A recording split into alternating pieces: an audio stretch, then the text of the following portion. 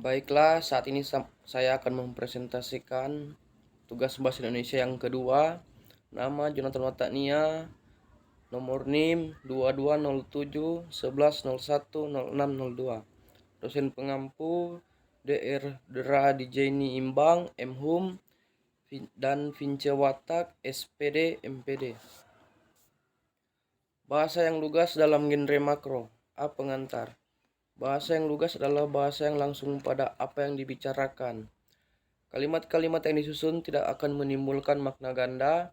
Sekurang-kurangnya ada 4 segi kebahasan yang kaidahnya wajib dikuasai oleh penulis atau penyusun genre makro. Aturan kebahasan yang dimaksud ialah kaidah penyusunan paragraf yang runtut, pembuatan kalimat yang efektif, pemilihan kata yang tepat, dan penerapan ejaan yang cermat. Genre makro. Genre makro adalah genre yang secara global menjadi nama jenis teks yang dimaksud, yang di dalamnya masih terdapat sejumlah subgenre yang disebut genre makro. Beberapa contoh genre makro antara lain iklan, berita, editorial, artikel jurnal, brosur, ulasan buku atau dalam kurung review, dan surat.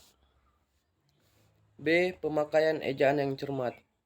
Di Indonesia, ejaan telah beberapa kali mengalami penyempurnaan.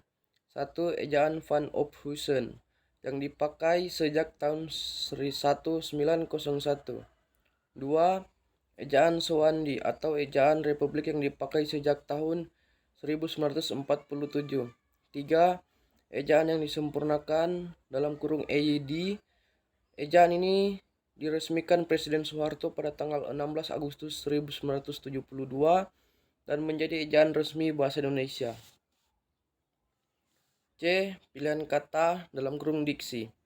Pilihan kata atau diksi pada dasarnya merupakan hasil dari upaya pemilihan kata tertentu untuk dipakai dalam suatu tuturan bahasa.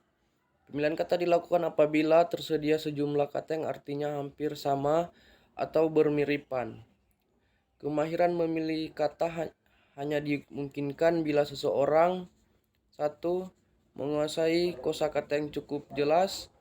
2. Dapat membedakan secara tepat kata-kata yang memiliki nuansa makna serumpun. 3. Mampu memilih kata-kata yang tepat dan cocok dalam situasi tertentu. D. Kalimat efektif.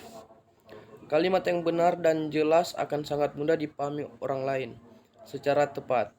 Kalimat yang demikian disebut kalimat efektif.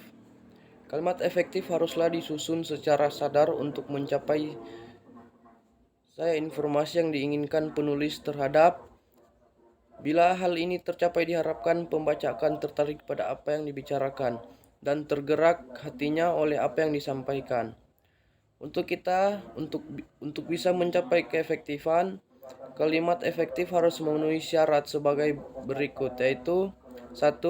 Kesatuan. 2. Kepaduan. 3. Keparalelan. 4. Ketepatan.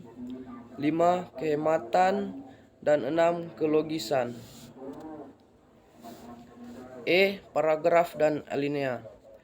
Paragraf atau alinea adalah satuan bentuk bahasa yang biasanya merupakan hasil pengembangan beberapa kalimat.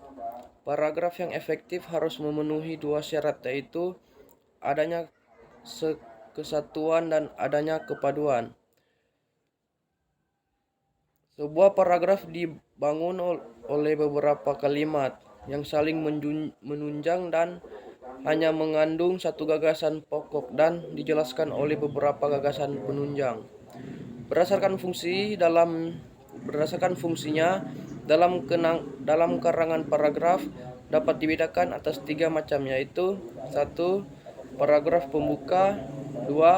Paragraf pengembang atau pengumbung. 3. Paragraf penutup. Itulah akhir dari presentasi saya. Terima kasih.